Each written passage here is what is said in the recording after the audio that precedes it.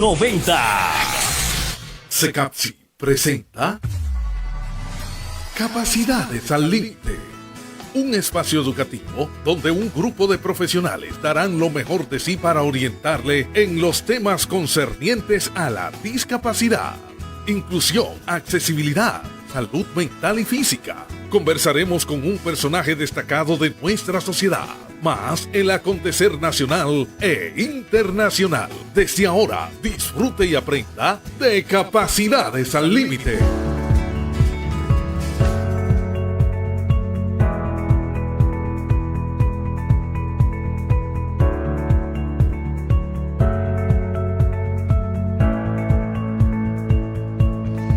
Muy buenos días a los amables oyentes que nos siguen cada mañana, cada sábado por Éxito 90 con su programa Capacidades al Límite, programa cargado de informaciones y temas interesantes sobre la salud.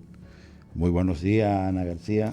Buenos días, José. Buenos días, Nilson. Y buenos días para todos los fieles oyentes que sábado tras sábado sintonizan su programa Capacidades al Límite.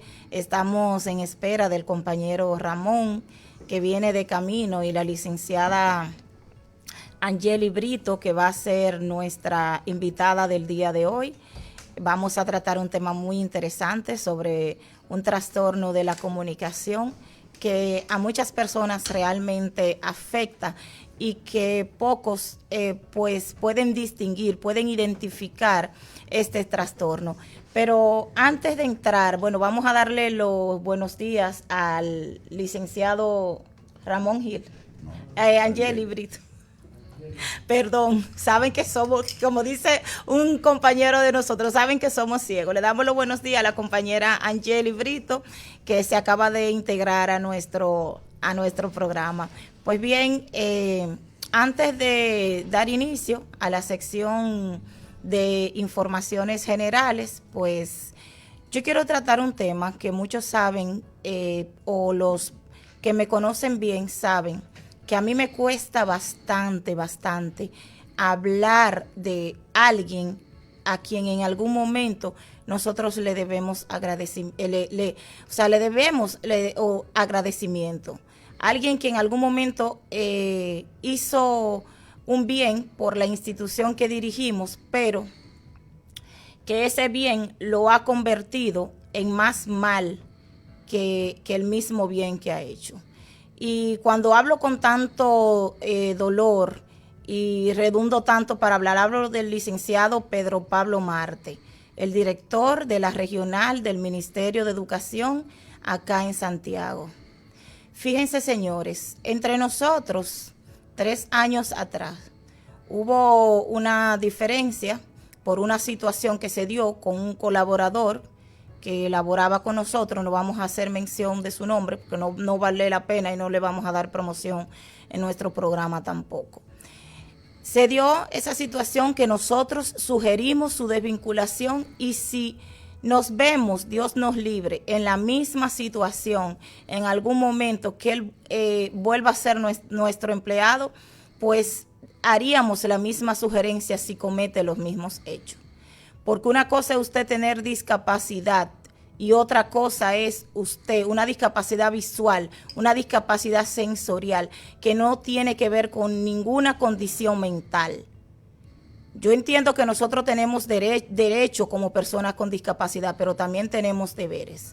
Entonces, se da esta situación con esta persona. Ellos buscan la manera de restituirlo, cosa que yo no critico, ¿verdad? Porque yo no puedo criticar el trabajo que haga un director distrital, ni soy quien tampoco para dañarle la vida a esa persona. Simplemente con nosotros no encajó, simplemente con nosotros no funcionó. Y como no funcionó, nosotros sugerimos su desvinculación.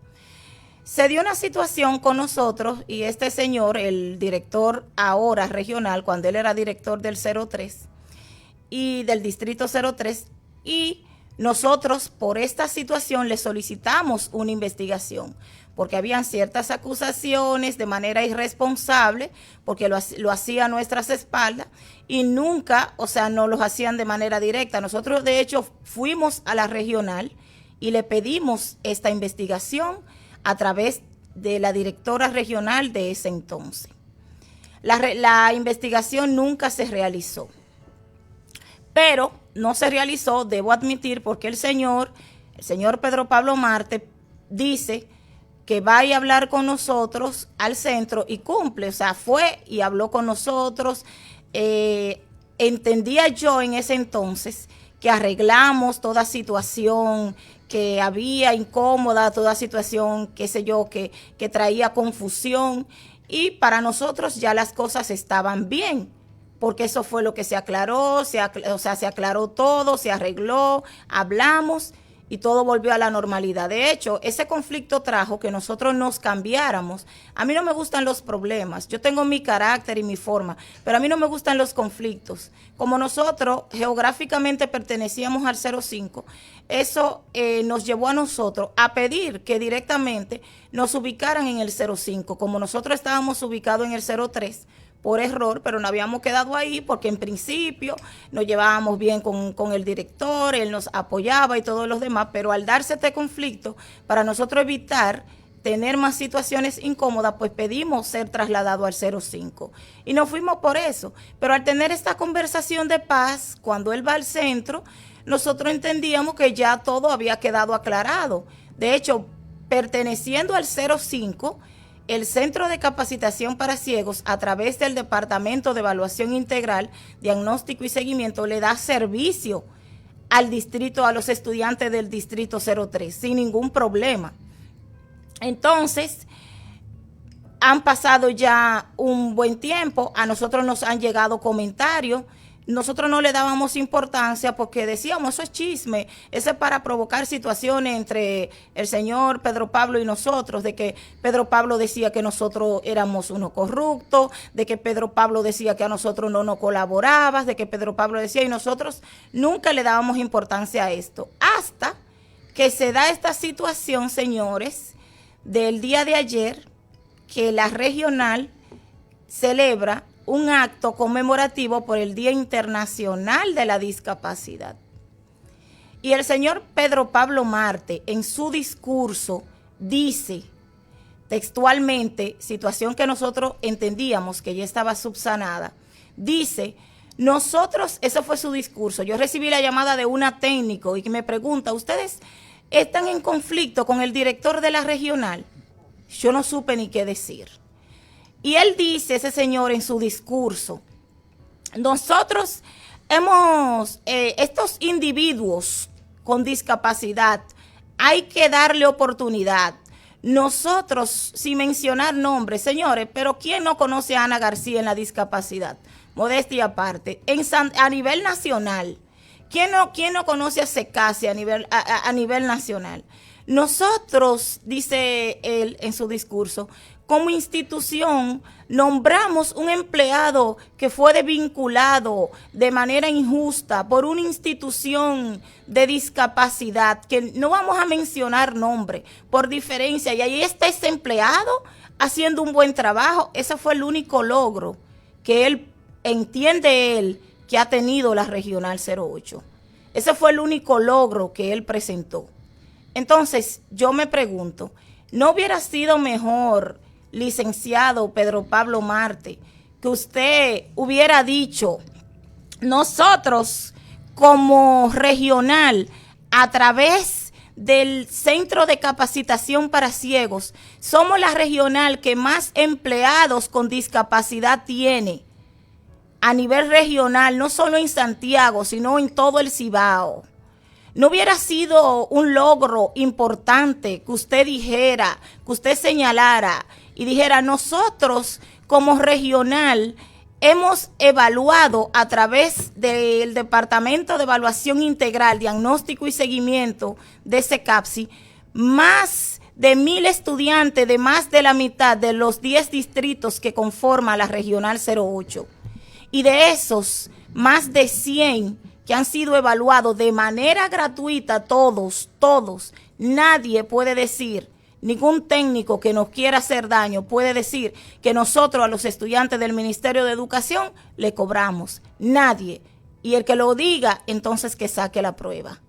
¿No era mejor decir eso, que de esos 100, de esos 1000 estudiantes que se han evaluado, 100 y pico han sido certificados por el CONADIS y están recibiendo el fondo de pensión que otorga el Estado a la niñez gracias a las evaluaciones psicológicas y médicas que ha hecho el Departamento de Evaluación Integral, Diagnóstico y Seguimiento, adscrito a una institución, señor, que está adscrita a su Regional 08, y que usted, por complacer a algunos lambones que usted tiene, y lambonas, estas últimas, con muchas eses, y algunas lambonas que usted tiene detrás, por usted querer complacerlo, degrada el trabajo que nosotros estamos haciendo.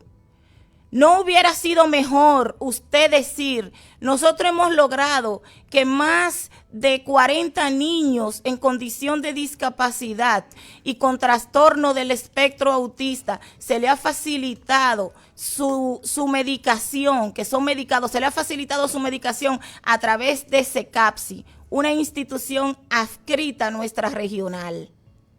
¿No hubiera sido un logro más significativo ese? No. Había que mencionar, había que de alguna manera minimizar y hacer quedar mal a CECASI como institución, con una situación que usted muy bien sabe fue a nuestra institución a aclarar y a pedir disculpas. No hubiera sido exitoso que usted presentara como un logro que más de 30 estudiantes de los distritos educativos que conforman su regional, que el INAVIE no ha podido darle los lentes, han sido beneficiados con los lentes que le otorga CECASI. ¿No era más importante usted decir que a través de CECASI se han gestionado varias cirugías gratis de estudiantes del mismo ministerio, de la misma regional que usted dirige? ¿Esos logros no eran más importantes? Claro que no, que nunca iban a ser más importantes, porque ustedes nunca lo van a reconocer. A ustedes les cuesta reconocer que nosotros en 3 años hemos hecho el triple y mucho más de lo que no ha hecho el CAT en 13 años que tiene. Entonces, señor Pedro Pablo, yo le quiero pedir a usted que si usted no nos va a hacer mención de manera positiva, nos excluya de sus comentarios. A nosotros no nos importa si usted reconoce o no reconoce el trabajo que venimos haciendo. Los hechos están ahí, demostrables. Nosotros le solicitamos a usted una investigación cuando estaba esta situación y usted me dijo a mí allá en mi oficina que no era necesaria. Usted está en todo su derecho, hágala. Pero cite a todos los padres que han sido beneficiados de CECASI. A todos, porque la investigación debe hacerse no con papeles nada más. Busque a todos los niños que gratuitamente se le dan las terapias allá en el centro. Y que le hacemos más fácil la vida a esos gestores que están en las aulas específicas. Que están haciendo un buen trabajo, pero le hacemos la vida más fácil con las terapias. Se han dicho muchas cosas que nosotros no hemos querido creer. Se ha dicho que usted ha querido prohibirle, incluso algunos técnicos, que no manden casos a CECAPSI. Yo no quiero creer que eso sea verdad. Usted quizá podrá intimidar a los técnicos y a los psicólogos, pero le digo algo, a los padres que han sido beneficiados de nosotros, tanto con las terapias y con el diagnóstico que nosotros a través de la evaluación completa y de manera gratuita hacemos en nuestro centro, eso usted no lo va a poder evitar. Usted no va a poder callar a todos esos padres que han sido beneficiados de CECASI. Y cuando usted quiera, yo le facilito los contactos, los números y todo para que usted se comunique con ellos, los cite y le cuestione sobre los servicios que ha recibido SECASI. A mí me duele mucho, señores, tener que estar hablando de esto, porque se trata de alguien que en su momento le dio la mano a SECAPSI. Yo siempre le comentaba a José y al señor Sergio, le decía, señores, a mí no me gusta al principio esta preferencia que tiene el señor Pedro Pablo con nosotros, porque eso es lo único que trae problema. Los lambones y las lambonas que él tiene detrás, esas lambonas, no le molestaba esa preferencia, que nosotros nunca tampoco la vimos como algo, como ningún favoritismo. Simplemente nosotros, no nos colaboraba, nos apoyaba, lo veíamos desde ese punto de vista. Pero todos esos lambones y esas lambonas que él tiene detrás, él le molesta. Y siempre yo he dicho, cada vez que alguien tiene cierto preferencia o cierta no preferencia o se identifica con nosotros, siempre los que están a su alrededor, eso le molesta. Entonces, aclárele a su gente, aclárele a sus lambones y a sus lambonas que no, que simplemente usted colaboraba porque era director y colaboraba con nosotros porque nos quería ayudar. Pero deje a ellas que muy bien saben, perfectamente saben, que tampoco han hecho las cosas bien. Tampoco les conviene querer meterse con nosotros, porque yo no me meto con la gestión de nadie, pero de todo el mundo sé. De todo el mundo sé algo. Entonces, le quiero pedir de favor que si usted no va a reconocer nuestro trabajo, que mayoría, no solo, yo menciono la Regional 08, pero nosotros le damos servicio a más regionales del Cibao, a otras de Salcedo, de La Vega, de Moca, de Montecristi. Nosotros le damos servicio a otras regionales, pero hablamos de esta porque en esta es que estamos adscritos. Entonces le quiero pedir que si usted no nos va a mencionar para bien, que nos excluya de su comentario. Y por último, señor Pedro Pablo, ya para concluir y dar paso a la sección de informaciones generales, quiero decirle que ser corrupto no es usted nombrar o tener como compañero a una persona, a un familiar, como ha dicho usted, a un familiar que si está trabajando en el Ministerio de Educación, si tiene 5 años, le ha trabajado 7 de gratis al ministerio y al Estado, porque es una responsabilidad del Estado. El aportar a la discapacidad, el darle solución a la discapacidad, es una responsabilidad del Estado, y nosotros bastante peso que le hemos quitado al Estado y a esta Regional 08 le hemos quitado bastante peso. Tú sabes los problemas que nosotros hemos resuelto de situaciones conductuales y emocionales que tienen algunos niños y nos lo han enviado a nosotros. Entonces, quiero concluir diciendo que ser corrupto no es eso, que no hable de corrupción. ¿Tú sabes qué es ser corrupto? Ser corrupto es violar la ley nombrando a un hijo con apenas 1 año de nombrado. Un ejemplo, nombrado en el 2019 como docente y ya en el 2020 hacerlo técnico, aunque fuese de manera interina, pero obligatoriamente tienen que darle paso al concurso si ya está trabajando como técnico en un distrito. Hacerlo técnico violando la ley cuando la ley estipula que son 3 años. Eso es ser corrupto. Ser corrupto es tener a la nuera primero como parte de recursos humanos en la institución que uno dirige, ¿verdad? Y después en otra institución de más prestigio y de más responsabilidad, hacerla su administradora. Eso es corrupción, y esas son simplezas, esas son cositas. Entonces, no se meta conmigo, no me busque porque yo no lo estoy buscando, no me involucre en situaciones que yo no estoy provocando. Déjeme hacer mi trabajo, que bastante bien lo estamos haciendo y bastante peso le estamos quitando a la regional. El agradecimiento llegó a su fin. Adelante. Bueno. Vamos con las informaciones generales.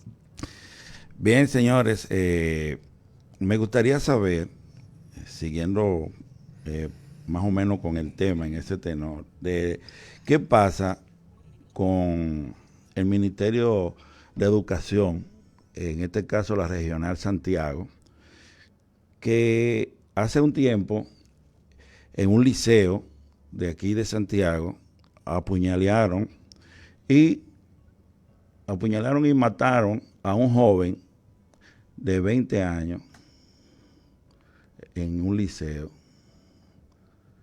el único hijo de esa familia.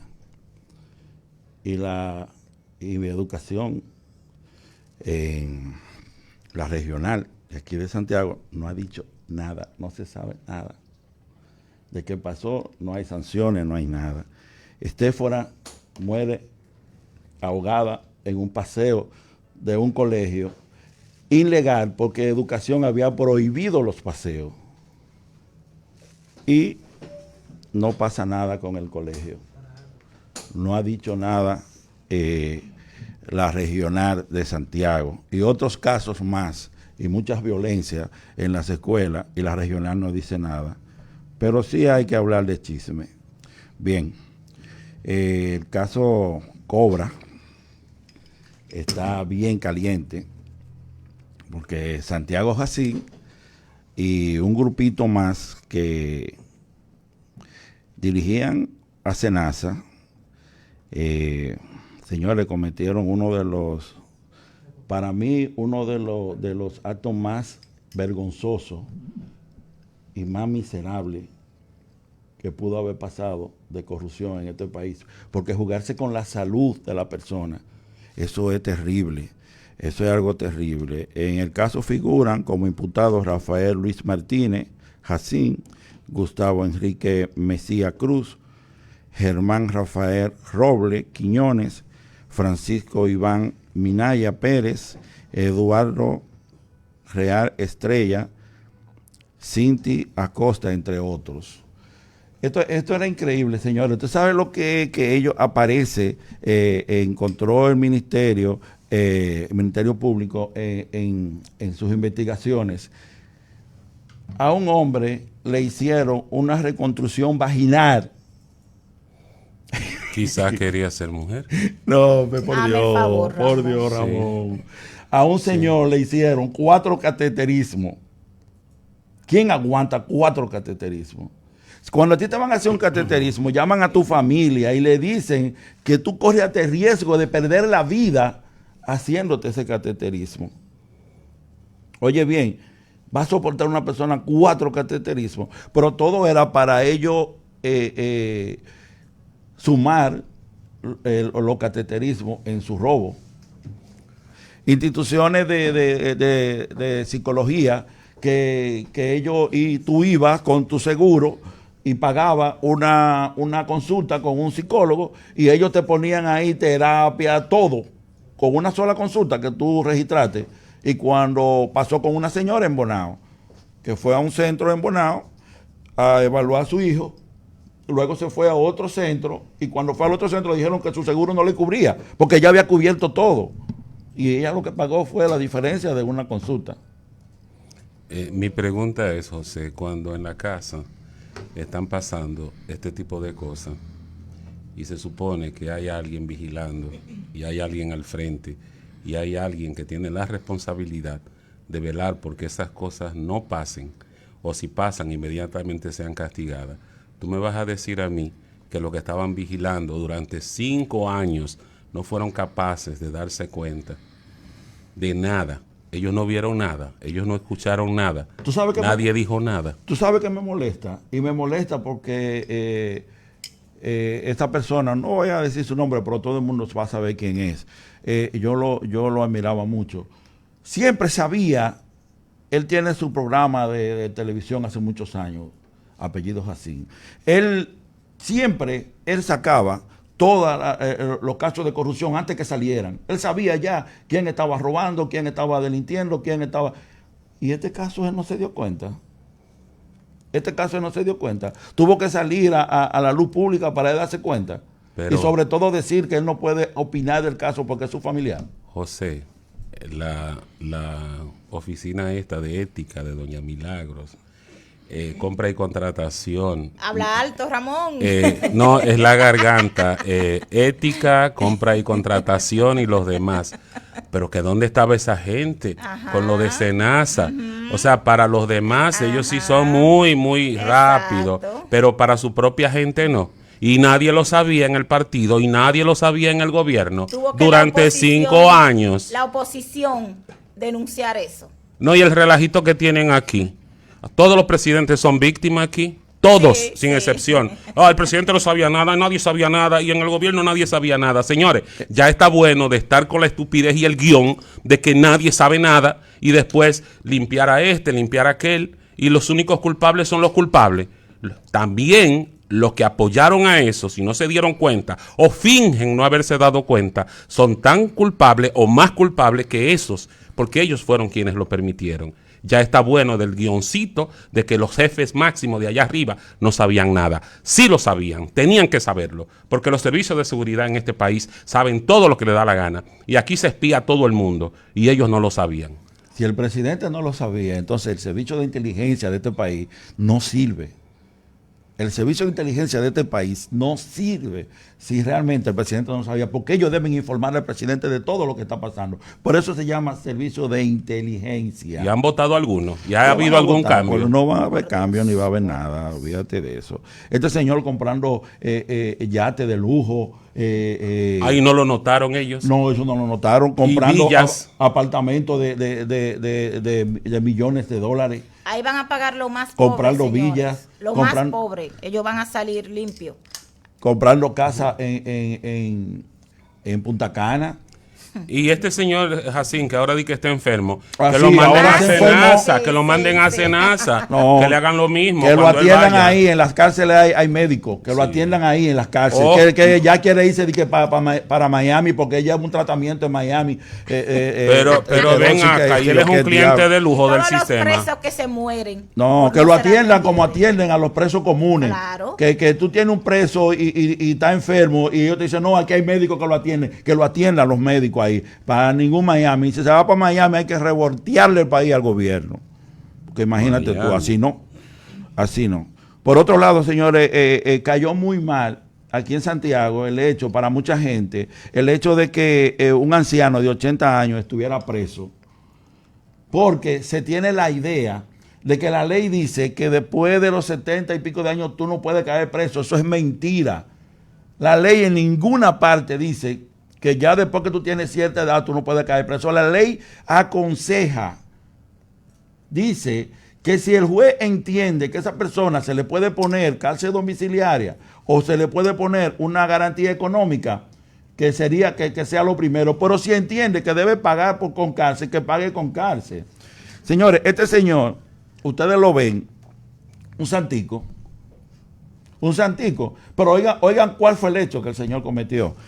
Él quería volver con su esposa no quería, pero él iba a ver sus nietos y la esposa lo trataba con mucho cariño, como los viejos de antes. Dime, viejo, ¿cómo tú estás? ¿Quieres un cafecito? ¿Quieres un desayunito? Ah, sí, que yo lo atendía bien. Pero él lo que quería era volver con la señora. Pues en un momento, él llega a la casa y llega con un saco. La señora le dice que si quiere café o algo, le dice que sí. Cuando ella se voltea de espalda para buscarle el café, él le cae encima a la señora, tratando de cortarle, de decapitarla, para que ustedes me entiendan, decapitarla. Y en el forcejeo hay un nieto que está en su habitación, oye a ella gritando y sale, ya él la tenía preparada para decapitarla. Y este señor, cuando lo interpretan, él dice que no, que fue una dajadita en el campo es una heridita. Y que ella se sanó de una vez de esa. Y yo quisiera, señores, que ustedes vean la foto, la señora está cortada ahí, aquí, en toda parte, en el cuello. Bueno. Ese no bebe más café. Y ese señor, y la gente, yo cuando lo oí, dije, cónchale, un pobre viejito, porque él lo que decía es que fue una discusión y que le hizo una heridita sin querer a la señora. Pero es que no es razón pero que según la ley, a este señor lo que hay que ponerle una garantía económica o mandarlo para su casa. Pero cuando yo veo los detalles, digo, no, este tipo tiene que quedarse ahí hasta el último día de su vida, porque lo que él ha hecho es algo fuera de serie. Intento de asesinato. Y es fácil. Así no. Bien, señores, ya para finalizar, el torneo invernal se pone interesante. Anoche los Tigres ganaron 4-1 a las Estrellas, las Águilas 3, los Leones 7-3 a las Águilas, los Toros 10-3 a los Gigantes.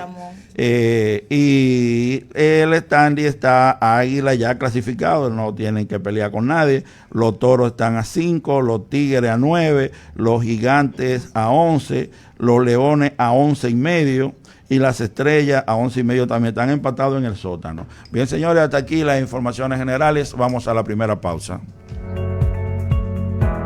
Usted está escuchando Capacidades al Límite. Este es el momento de nuestro tema central.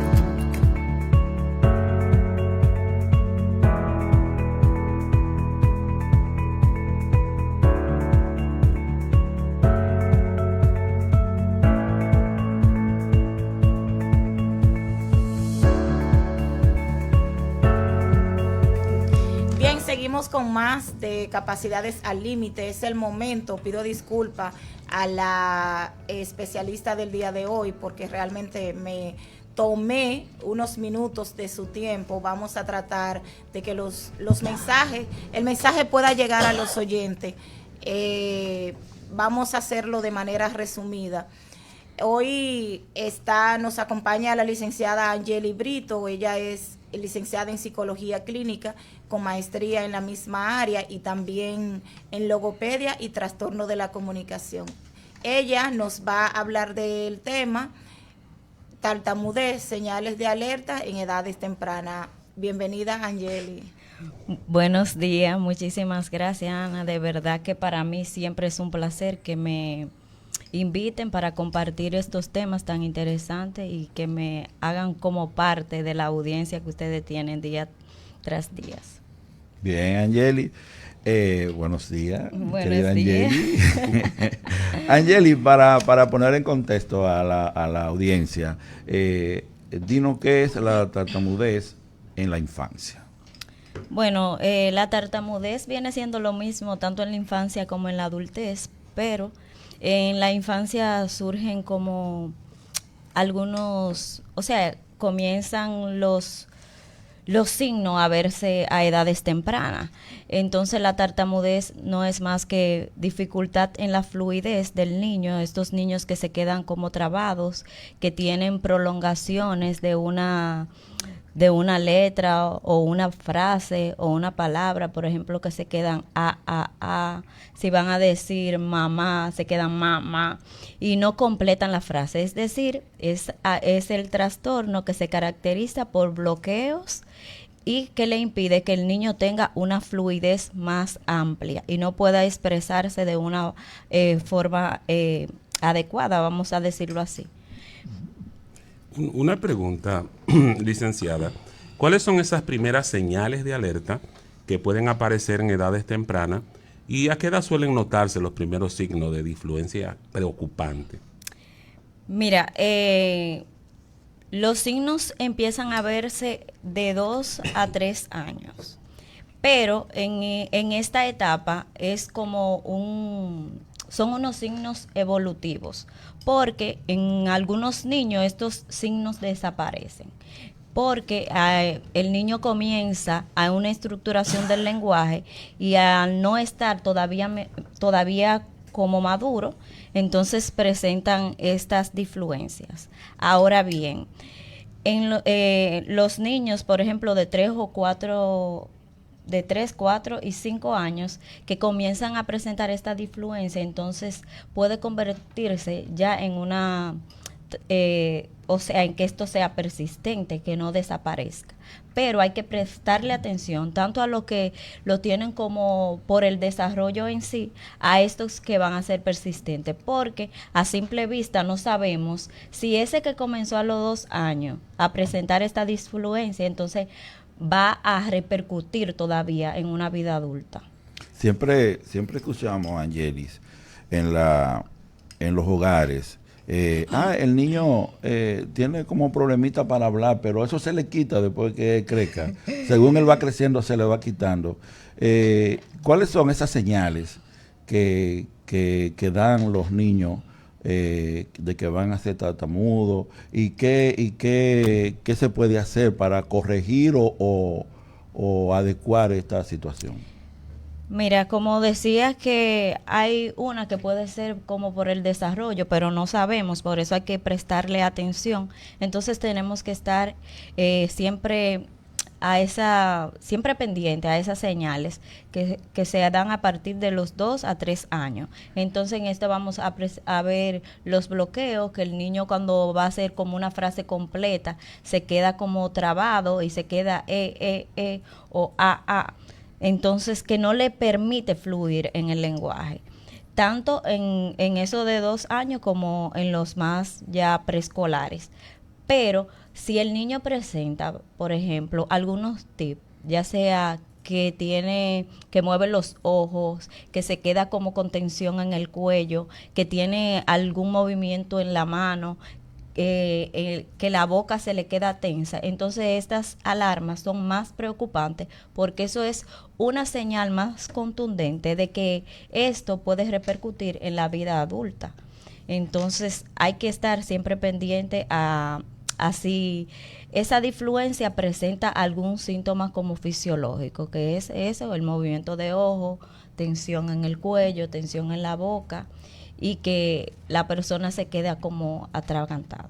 Tú sabes que muchos niños inician hablando bien y de repente desarrollan una dificultad en el lenguaje, lo que es la tartamudez, por una situación emocional. Eso quería preguntarte, ¿es cierto que lo emocional puede influir muchas veces en el lenguaje? ¿Y cuándo puede suceder esto en los niños? Los niños, si comienzan a hablar bien, ¿verdad? Sí. Tienen su desarrollo del lenguaje normal. En los niños, por ejemplo, que ya pasaron por la etapa de los 2 a los 3 años y empiezan a presentar, por ejemplo, en los 4 o en los 5, es que empiezan a presentar su disfluencia. Esto también es una señal de que puede ser más persistente y que eso lo vaya a acompañar a su vida adulta, porque mientras más tardío aparece estos indicadores es porque van a ser más persistentes, porque si aparecen como en edades tempranas puede ser que sea algo propio del desarrollo y posiblemente el niño evolucione y eso sea transitorio, ya el niño no lo tenga. Entonces tenemos que tener en cuenta siempre la intensidad y la durabilidad de esos síntomas. Si pasa a más de 6 meses, ok, entonces tengo que prestarle más atención. Ahora bien, la ansiedad como tal o los factores emocionales como tal no determinan que un niño vaya a ser tartamudo o no. Pero ahora bien, si ya el niño tiene la predisposición genética y está presentando disfluencia y yo lo pongo en un ambiente donde el niño va a estar presionado tanto en la escuela como en la casa, de que los padres le dicen, habla bien, piénsalo de nuevo y dímelo después que tú lo pienses.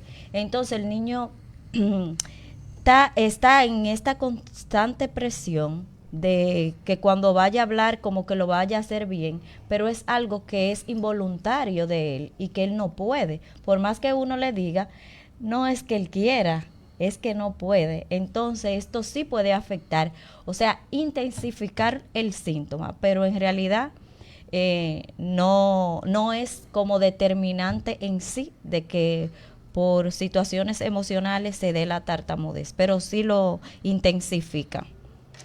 Licenciada, tartamudez y autoestima. ¿Qué señales indican que la tartamudez podría estar afectando la autoestima del niño? Mira, el otro día tuve una paciente, ya vamos a decir adolescente, 15 años. Y algo que me llamó mucho la atención de esa paciente era que ella no quería hablar. Y la madre llega a consulta muy preocupada porque ella todo, en vez de ella emitirlo con palabras, entonces ella lo escribía y no quería hablar. Entonces eso es una señal de que ya a nivel de autoestima ella estaba muy afectada. Entonces cuando tú ves esos niños que se aíslan, que dejan de hablar, que no quieren en la escuela, cuando le toca alguna actividad, hacer esa actividad, sustituyen, por ejemplo, como palabras por otras, entonces ahí nos podemos dar cuenta que algo no anda bien en la autoestima de ese niño. Y los maestros en la escuela ya, ¿qué observaciones pueden hacer los maestros en el aula sobre las disfluencias del niño? Mira, el contacto directo siempre son los maestros, porque a veces los niños pequeños están en la casa y pasan más tiempo con los maestros en la escuela, y son los mismos. Ellos tienen que estar pendientes a que si el niño tiene una prolongación, que si se queda trabado, que si existe esa tensión en el cuello, si esos bloqueos al hablar y a que el niño no tenga una habla fluida va acompañado de estas condiciones como fisiológicas. Entonces tienen que estar pendientes y tener el conocimiento de los trastornos de la fluidez para que puedan derivar y saber que algo no anda bien en ese pequeño. ¿Hay alguna característica del habla que indiquen un posible trastorno de fluidez más allá de lo esperado para la edad? ¿Hay algo más? Simplemente, o sea, las características, porque el trastorno de la tartamudez está dentro de los trastornos del neurodesarrollo y en el acápite de trastorno de la comunicación. Y es eso, una dificultad persistente para producir los sonidos del habla. Entonces siempre tenemos que estar en cuenta, más que esos bloqueos, ver las características fisiológicas, porque eso es lo que me va a decir a mí si va a ser persistente con el tiempo para que se dé ya en la vida adulta. Porque puede ser, como decíamos anteriormente, que sea algo ya a nivel de desarrollo. Finalmente, ¿por qué la intervención temprana puede marcar una diferencia significativa en el desarrollo comunicativo del niño? La intervención temprana es todo. En todos los trastornos, yo creo que detectar e intervenir a tiempo es algo tan importante, porque eso va a marcar la diferencia en el pronóstico de ese niño. Por eso decía ahorita, no importa si va a ser del desarrollo o no, o si va a ser persistente esta disfluencia con el tiempo, tenemos que prestarle atención a esas señales de alerta en esas edades de 2 a 3 años, porque no sabemos si en realidad va a continuar en la vida adulta. Ahora bien, si la detectamos en esa edad y por nuestra plasticidad neuronal intervenimos, esos niños pueden tener un mejor pronóstico y van a tener herramientas necesarias para poder expresarse con fluidez. Y si no pueden hacerlo con fluidez, entonces que ellos se hagan conscientes de que tienen esa particularidad en su habla y que todos al fin y al cabo hablamos diferente. Entonces el niño tiene que entender eso, y esto le va, por ende, si ya él es consciente de que tiene que su habla es diferente, entonces ya no le va a dar vergüenza a hablar, y esto va a mejorar su autoestima y no se va a sentir con vergüenza a la hora de expresarse. Entonces la intervención temprana para mí es lo fundamental en todo. Y una última recomendación a los padres. Es que estén pendientes del lenguaje de sus niños, que si presentan algunos bloqueos, no importa si están en la edad de 2 o 3 años, que presten atención, y si estos síntomas duran más de 6 meses, entonces llevarlo a consulta para hacer la evaluación del lugar y entonces intervenir a tiempo. Bien, señores, y de verdad que pensé que no iba a ser tan fluida y que no íbamos a sacar tantas informaciones importantes por el tiempo que me tomé, pero excelente, extraordinaria participación de nuestra compañera Angeli Brito, que también es importante decir que Angeli es la logopeda de ese CAPSI, ya lo hemos dicho en otras ocasiones. Y nada, vamos entonces con la última pausa para venir con la última sección de Panorama Actual.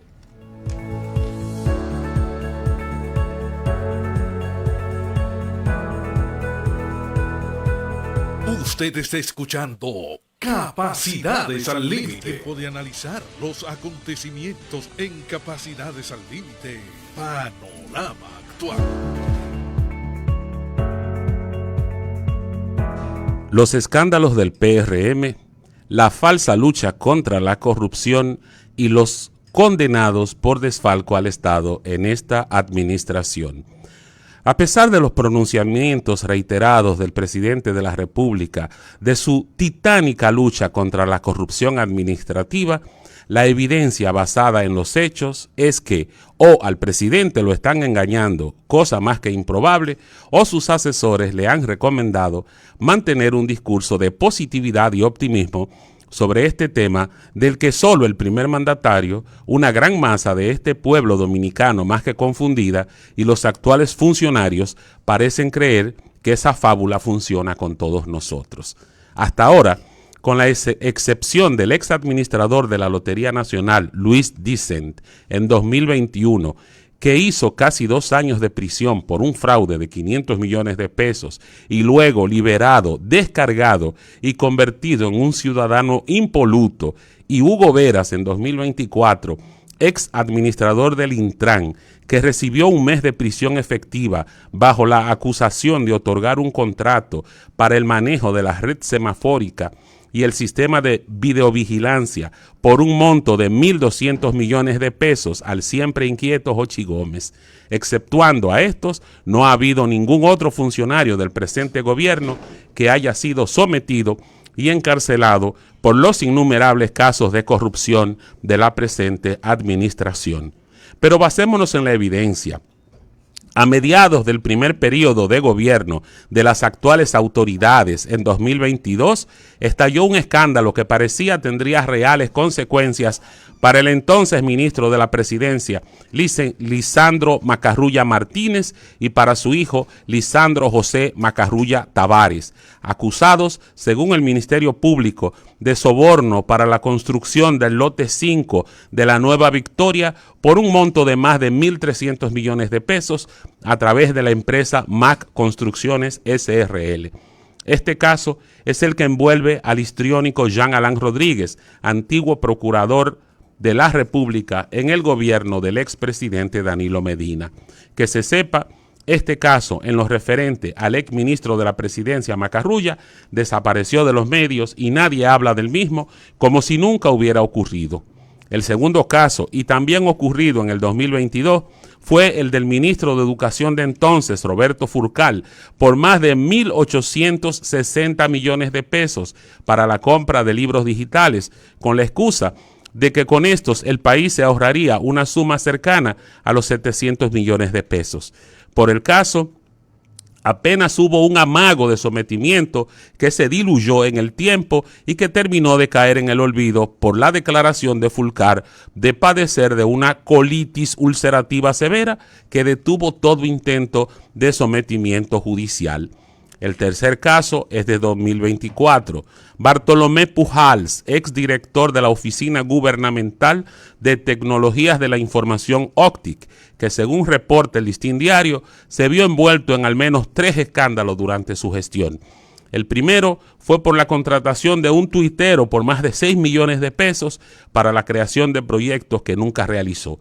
El segundo, para desacreditar a un empleado en las redes que acusaba a la institución de vender armas. Y el tercero fue el alquiler millonario para un nuevo edificio con ilicitaciones irregulares.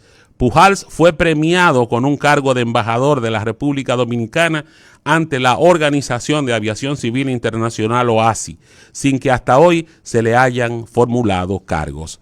El cuarto caso, y quizás el que merezca más la abominación de todo aquel que se haga llamar ser humano, es el recientemente ocurrido en el Servicio Nacional de Salud, SENASA, en el que a unas 10 personas, según declara el Ministerio Público, se le imputan cargos de coalición de funcionarios, prevaricación, asociación de malhechores, cobro de soborno, estafa contra el Estado Dominicano, desfalco, falsificación, uso de documentos falsos y lavado de activos. El grupo lo encabeza el doctor Santiago Jacim, antiguo jefe del poderoso sector externo del PRM y administrador de SENASA. Al grupo, encabezado por el doctor Jacim, se le acusa, según el Ministerio Público, de haber sustraído 15,000 millones de pesos, siendo conservadores, aunque algunos dicen que fue más, del sistema de salud de gran parte de los trabajadores del sector público en el país.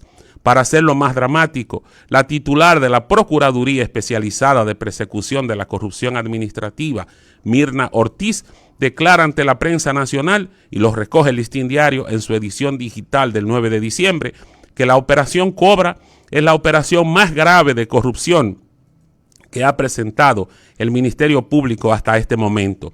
Luego continúa con que este hecho es un atentado directo a un derecho fundamental de las personas.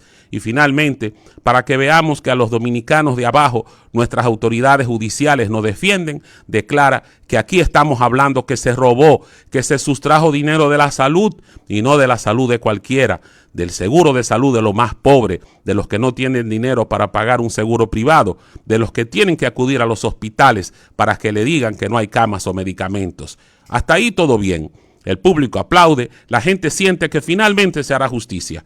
Por otro lado, y en diferentes declaraciones, la Procuradora General de la República, la valiente y capaz Jenny Berenice Reynoso, declara, según recoge Diario Libre, la siguiente frase: quienes han atentado contra la salud de la población, afectando especialmente a los más necesitados, tendrán que responder por sus hechos criminales. Y más adelante agrega que la operación llegará hasta el final y que los responsables deberán devolver al Estado cada peso tomado del patrimonio público. El presidente de la República se une a la procuradora y también condena el desfalco del sector salud contra los más pobres. Algunas de sus declaraciones son contundentes, según recoge el Diario Libre, cuando éste declara tolerancia cero frente a la corrupción y la impunidad, al referirse a los resultados de la investigación realizada en el Seguro Nacional de Salud, SENASA. No habrá espacio para la impunidad ni para el engaño. Cada hecho será investigado y cada responsable sometido a la ley. Ese es nuestro compromiso con la República Dominicana. Y en la página de la presidencia advierte sobre sanciones drásticas en términos de justicia para quienes sustraigan fondos públicos, especialmente de salud.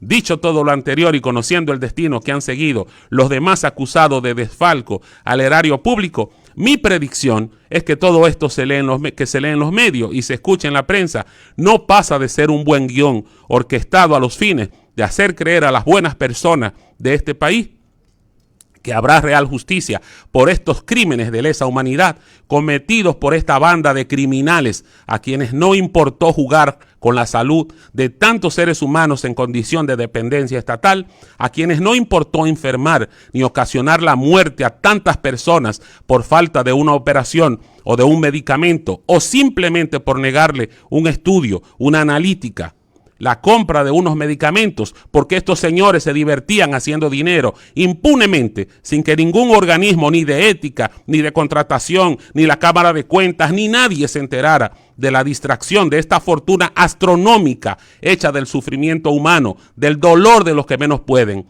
Como ciudadano de esta selva que somos, me permito dudar de la buena fe de esta puesta en escena, que no es más que otra mentira en la que los mismos de siempre terminarán haciendo lo que mejor saben: violar la ley con la complicidad del poder, burlarnos a todos como ha sido tradición desde que empezamos a llamarnos dominicanos. Señores, hasta aquí Capacidades al Límite.